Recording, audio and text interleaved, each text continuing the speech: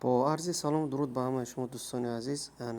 برنامه هسته که کسایی که میخواهند امریکا بروند، این برنامه شامل ویزا میشوه و علاوه بر این ماهانه یک پول میتواند که در امریکا در واشنگتن دی سی چیکار کنی زندگی کنی. در این برنامه تقدیم کردنش رایگان است. شما میتونید انکیتتون رو پر کنین، ولی ببینیم این برنامه چی برنامه هسته. وقتی هم که با توجیکی میکنیم شد در اینجا میبینیم که میگه چی اینترن سیاست خارجی و دموکراتیا. خب سیاست خارجی و دموکراتیا واشنگتن اوکروگی کلمبیا. خب در همین باره میخونیم. در اینجا نوشتگی که میگه تجربه آموز آید به سیاست خارجی و ناظران برنامه های دموکراتیایی سیاست خارجی و امنیت کار خواهد کرد.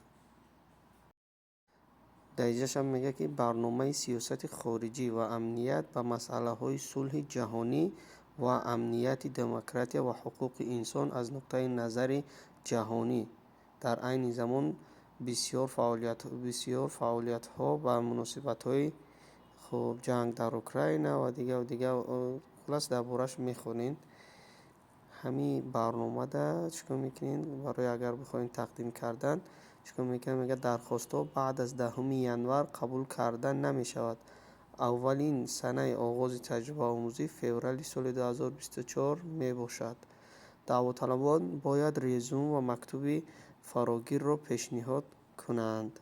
طلبات اساسی تجربه حداقل در یکی از سمت‌های برنامه ما توجه حقیقی ورزش ها و رسالتی بنیاد.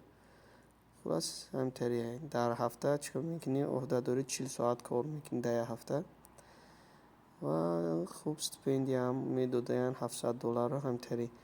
برای تقدیم کردن میگه همینجا رو میجقیم، انا عریضه رو پیشنهاد کنید میگه.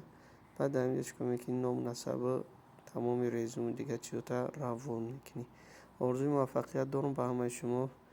امیدوارم که زنده و سلامت هستید.